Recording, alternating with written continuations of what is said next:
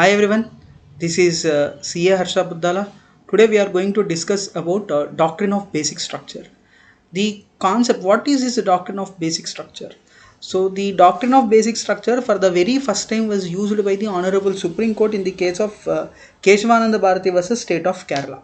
In this famous Supreme Court judgment, now this judgment, the speciality of this judgment was pronounced by an 13-member bench of the Supreme Court. In the history of the Indian Supreme Court, I don't think so. 13-member bench was formed to discuss constitutional issues. So I think this is the only judgment in my knowledge, subject to correction, that had pronounced by a 13-judge bench, and this was passed with a majority of 7 is to 6. This was the majority with which this judgment was passed. Now, before discussing about this doctrine of basic structure, we have to have a bit of understanding about few important aspects and what were the question put before the Honorable Supreme Court in the case of Kesavananda Bharati versus State of Kerala. Now, the question put before the Honorable Supreme Court was, in this case, was whether Parliament has unlimited power to amend the Constitution, and whether the Constitution Amendment Act is a law under Article 13(2) of the Constitution. These are the two questions. First question was whether Parliament has the unlimited power to amend the Constitution. The other question was whether the Constitution Amendment Act is a law under Article 13(2) of the Constitution. These are the two questions put before the Supreme Court. Now, what are these questions? What difference it makes and all, we'll slowly understand. Now, before going into this case, we have to look at the series of judgments pronounced by the very same Supreme Court in the similar issues, like Kameshwar Singh versus State of Bihar, Shankari Prasad versus State of Bihar, and Sajan Singh versus State of Rajasthan, and also the Golaknath brothers versus State of Punjab. Now, these four Supreme Court judgments are also very important in understanding the doctrine of basic structure as well as the Kesavananda Bharati case. Now, I am not going to discuss a detail about these four cases. Already these four cases detailedly I have discussed, and I have made a video long back. That video description I will give in this video. But I will give you a gist about these cases, especially Shankari Prasad and Golaknath brothers. Now, in Shankari Prasad versus State of Bihar also, the similar questions put before the Supreme Court was whether the Parliament has unlimited powers to amend the Constitution, and the other one was whether the Constitutional Amendment Act is a law under Article 13(2). Okay, so why these questions were raised?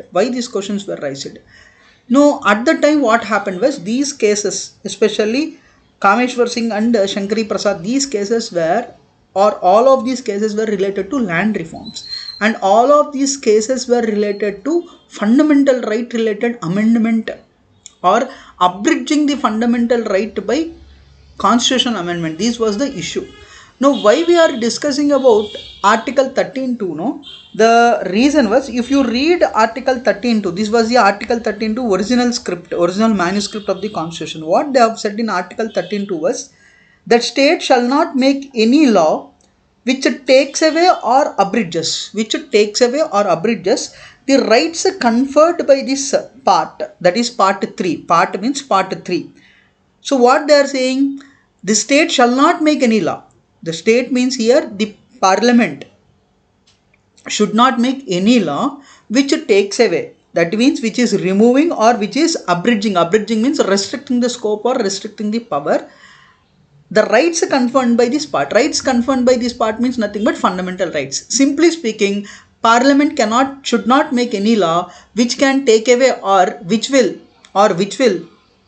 reduce my fundamental rights. So what if it happens?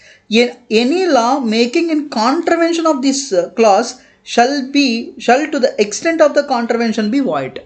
For example, I made a law and that law is abridging or it is taking away a fundamental right guaranteed by the Constitution, then that law itself will be void to that extent. This is what Article 13(2) of the Constitution is saying. Now, the question is, they used the word that any law. Now, the question was whether the Supreme Court judgment whether the Supreme Court judgment itself, whether the Constitution amendment itself is a law. Now 13.2 is saying that any law, if it is abridging or taking away, then it is void. Now the question was, I am making a constitutional amendment. So can a constitutional amendment act will be called as a law? That was the question put before the Supreme Court. The moment if they say that it is also a law, then Article 13.2 will be applicable to Constitutional Amendment Act also. The moment Article 13.2 is applicable to Constitutional Amendment Act, they cannot touch any fundamental rights. So that is the reason why there were two questions put before the Honorable Supreme Court, that whether the Parliament has unlimited powers.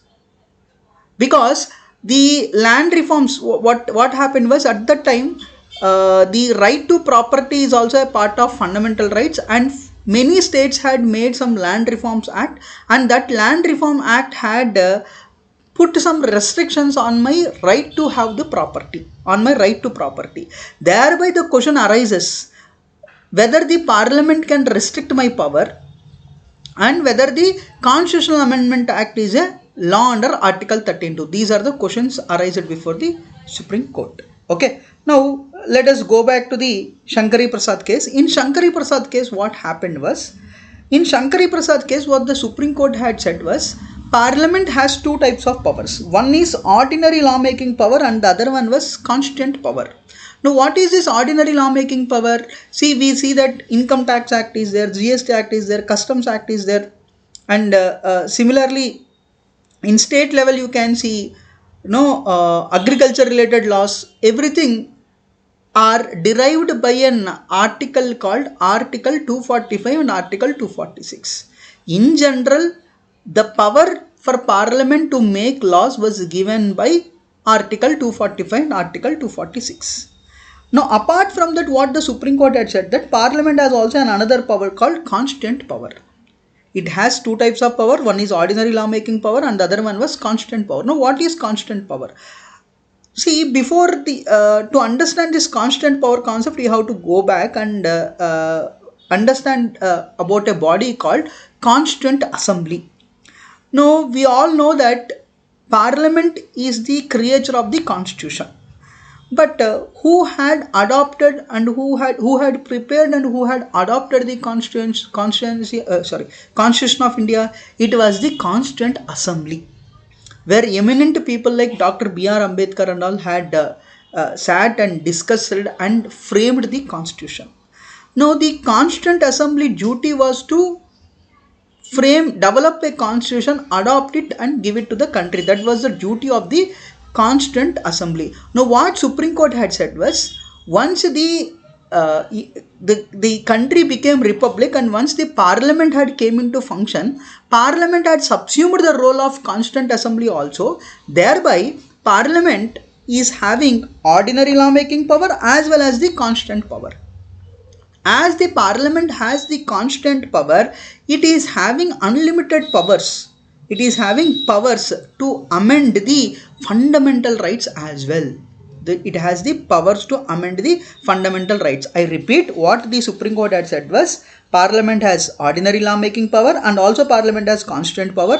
As it has subsumed the role of Constituent Assembly, they can alter the fundamental rights, is what the Supreme Court had said in the case of Shankari Prasad versus State of Bihar. And also, as the Parliament has two kinds of powers. One is deriving from Article 245 and 246, and this is coming from Article 368. Whatever the law I have, whatever the constituent, whatever the amendments I am preparing under Article 368 cannot be called as a law under Article 13.2. I hope you have understood. So what Supreme Court had said, as it is subsumed, as Parliament had subsumed the role of Constituent Assembly, it can amend the Constitution and also it can amend the fundamental rights, and whatever the law that the Parliament is making by using this Article 368 or under the power of Article 368, that cannot be called as a law under Article 13.2. What can call as law under Article 13.2 is the laws which I am making by using the ordinary power given under Article 245 and 246. This is what the Supreme Court had categorically said in the case of Shankari Prasad versus State of Bihar. Now comes the another case, Sajjan Singh versus State of Rajasthan. In Sajjan Singh versus State of Rajasthan also more or less Supreme Court had said the same thing, but they have said one word called the Parliament has the unlimited powers to amend the Constitution. So these are the outcomes. I hope I'm clear up to here. Now next concept or next important case that we have to understand was Golaknath brothers. Golaknath brothers versus State of Punjab. Now this judgment, what till now what was the stance of the Supreme Court was the Parliament can amend the Parliament is having two kinds of powers, and the fundamental right related or the amending constitution related power they are taking from Article 368, and it is not an law under Article 13(2) is what the stance of the Supreme Court. Now the Supreme Court stance got reversed in this case. Now why it got reversed? It was see, this is the reason why people generally say that whenever many eminent lawyers generally says is that whenever you are dealing with any big cases or any big interpretational issues, the basic thing which we have to do is you have to read the section or read the rule properly. If you read the section or rule properly, you can get the answer or you can get the breakthrough is what generally people say. Now similar kind of thing had happened in this case also. Now, what in Golaknath brothers versus State of Punjab, what happened was the councils on behalf of Golaknath brothers had beautifully established before the Honorable Supreme Court that the Parliament has only one power, that is ordinary law making power. The Parliament doesn't have any constant power under Article 368 is what they have established. How they have established? If you observe the wordings, I think it was cut down here. The marginal notes to the Constitution of India at Article 368 it is saying that procedure for amendment of Constitution. If you read Article 368, nowhere it used the word power. It just only used the word procedure. By using these wordings, what the councils on behalf of Golaknath brothers had established before the Honorable Supreme Court is that the Parliament doesn't have two types of powers. The Parliament is having only one power, that is ordinary lawmaking power given under Article 245 and Article 246. Under Article 368, what is given was only a procedure for constitution amendment. It is not any specific power, is what the councils of Golaknath brothers had tried to establish it before the Supreme Court, and Supreme Court had agreed to it, and they have said that yes, as the wordings used in Article 368 is only, nowhere in Article 368 they used the word power, thereby it is only a procedure. It means the Parliament, whatever we have discussed now, this power is not there. This power is not there. So the Supreme Court had said that this power is not there. The only power it is having was ordinary lawmaking power. So by using this ordinary lawmaking power, they have to follow a procedure for constitutional amendment. Okay, thereby whatever the constitutional amendment that the Supreme Court is doing is a law under Article 13(2). The moment it is getting covered under Article 13(2), it should not have to reduce or it should not have to abridge the fundamental right, is what the Supreme Court had said. Okay, I hope it is clear up to here.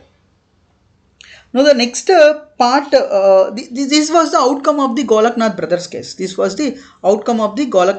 case. Now after the Golaknath brothers case, will the government keep quiet? Whenever any Supreme Court rulings had come against to them, in general government will not keep quiet. They will go with an amendment. So similar thing had happened in this case also. The government had came up with an 24th Constitution Amendment. The government had came up with a 24th Constitution Amendment. Now what is this? What happened in this 24th Constitution Amendment? If you observe here, the government had amended two articles in 24th Constitution Amendment. The first one was Article 13, the other one was Article 368. Now, what had Golaknath brothers had established before the Honorable Supreme Court, that under Article 368, the Parliament doesn't have the power. It was only a procedure. So they have simply amended, and they have said that power of Parliament to amend the Constitution and procedure thereof. They used the word power. 1 second. They used the word power of Parliament to amend the Constitution. Power of Parliament to amend the Constitution and the procedure. So this was the amendment. So now what happened? Because of this amendment, through this amendment, what they are trying to establish was Parliament has both the powers. Like they have bring the situation before the Golaknath brothers. Before the Golaknath brothers judgment, what was the scenario? Or what the Supreme Court had said in the case of Shankari Prasad, what the Supreme Court had said in the case of Shankari Prasad. So they brought the situation to that scenario. Okay, so and also they have made an amendment in the Article 13.4. Now, what amendment they have made in Article 13.4? Article 13.4, they have said that nothing in this article shall apply to any amendment of this Constitution under Article 368.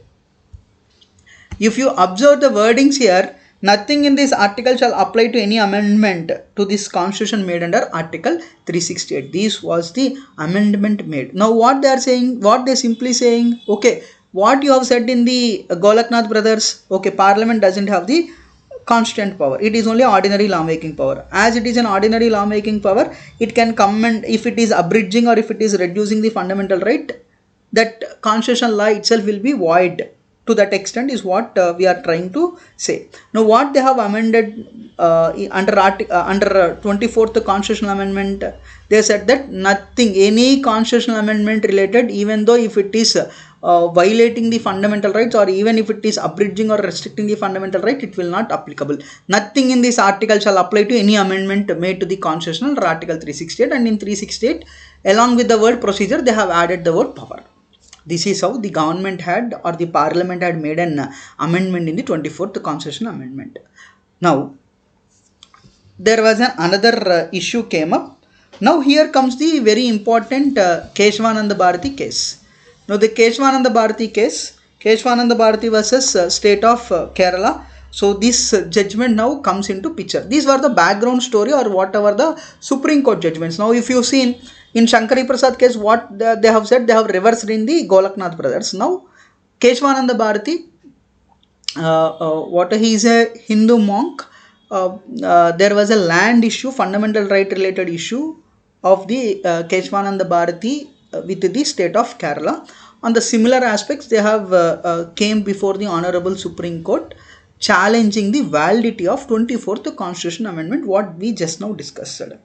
Now, whether the 24th Constitution Amendment is proper or not is what the question put before the Honorable Supreme Court in the case of Kesavananda Bharati. Okay, so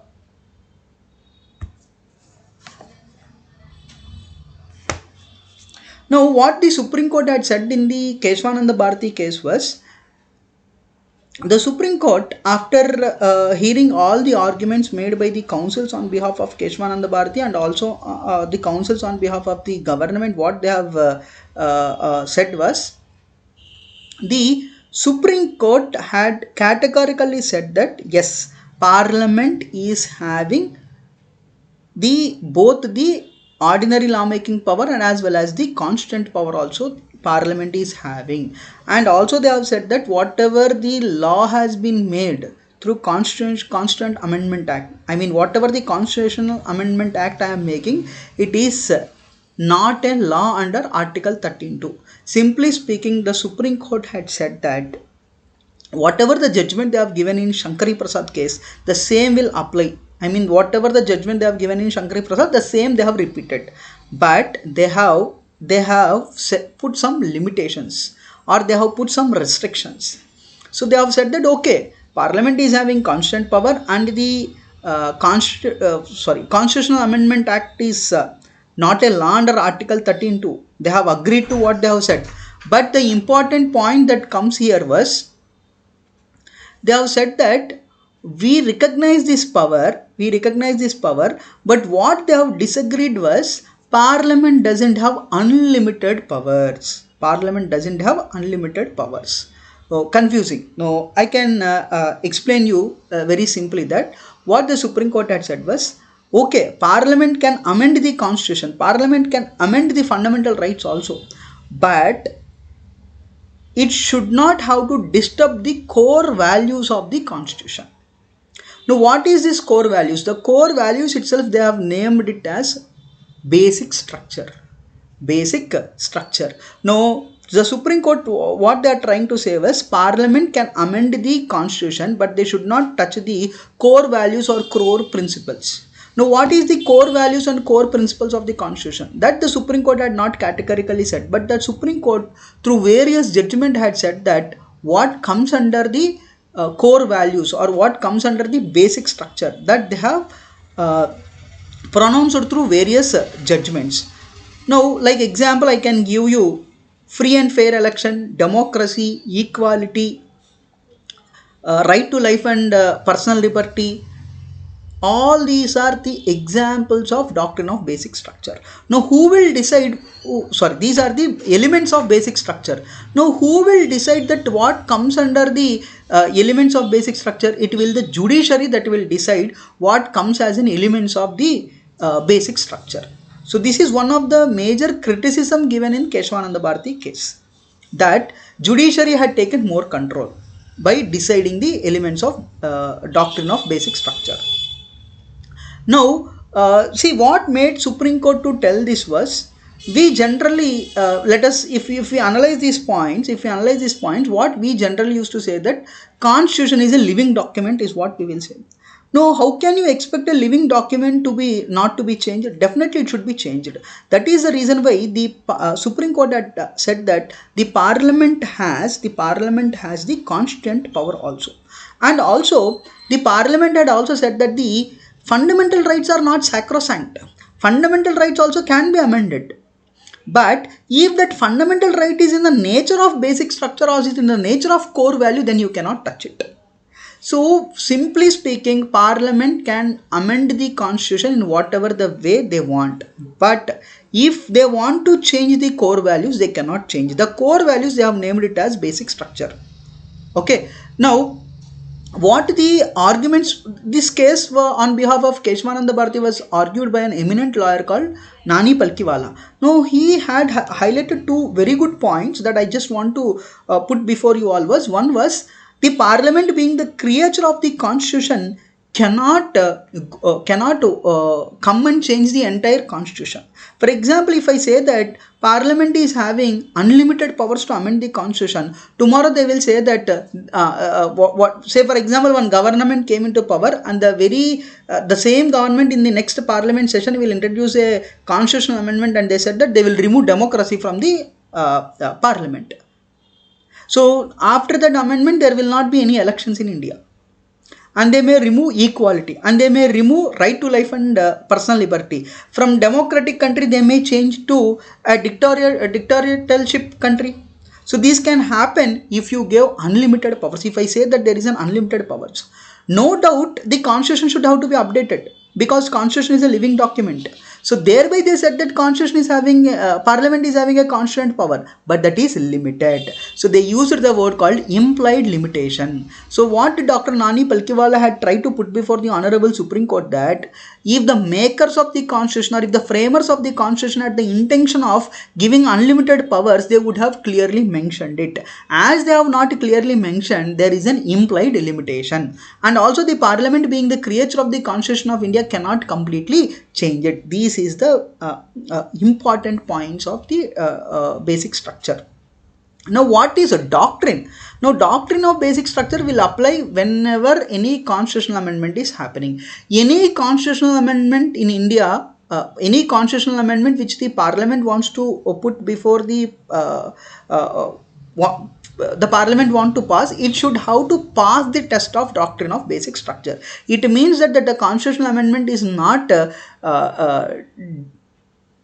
deviating from the core values, or it is not amending the core values. It was they have to establish, that is called the doctrine of basic structure.